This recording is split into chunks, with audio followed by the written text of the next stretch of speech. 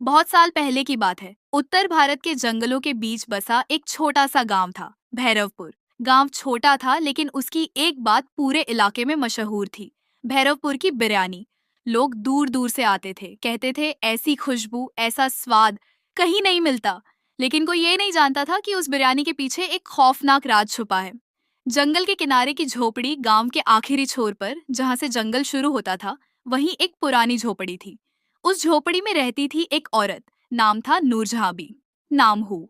दिन में वो बिल्कुल आम औरत जैसी लगती थी, सफेद साड़ी, झुकी कमर, चेहरे पर झुर्रियां और आंखों में अजीब सी चमक। लेकिन रात होते ही उस झोपड़ी से दमदार मसालों की खुशबू उठने लगती।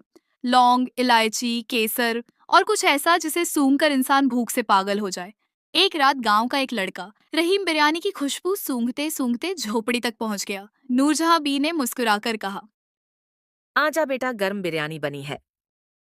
उस रात रहीम वापस नहीं लौटा। सुबह गांव में हंगामा मच गया। गांव वालों ने पुलिस बुलाई और पुलिस से भी इस राज का पर्दाफाश नहीं हो पाया। लेकिन जंगल, झोपड़ी, कुआं, कहीं कुछ नहीं मिला। अजीब बात ये थी कि अगले दिन नूरजहां बी की बिरयानी पहले से भी ज्यादा स्वादिष्ट थी। लोगों की लत धीरे धीरे गांव के लोग उसकी बिरयानी के आदी हो गए। जो एक बार खा लेता वो बार बार लौट कर आता। लोग कहते, इसमें कोई जादू है? और सच में वह कोई जादू ही था। पूर्णिमा की रात का सच। एक दिन गांव में एक फकीर आया। उसने झोपड़ी देखकर कहा, इस जगह से मौत की बदबू आ रही है। फकीर ने बताया कि नूरजहां भी कोई आम औरत नहीं, वो है बिरयानी चुड़ैल, जो इंसानों की भूख, लालच और स्वाद का इस्तेमाल करके उनकी आत्मा को अपने मसालों में कैद कर लेती है। बिरयानी का खौफनाक राज फकीर ने सच बताया। वो लोगों को मारती नहीं, वो उन्हें धीरे धीरे अपने जादू में बांधती है। फिर पूर्णिमा की रात उनकी रूह को मसालों में पीस देती है और उसी रूह से उसकी बिरयानी का स्वाद बढ़ता है। इसीलिए हर गुमशुदगी के बाद बिरयानी और लजीज हो जाती थी। फकीर ने चुड़ैल का असली रूप बताया। एक रात कुछ गांव वाले छुपकर झोपड़ी के पास पहुंचे।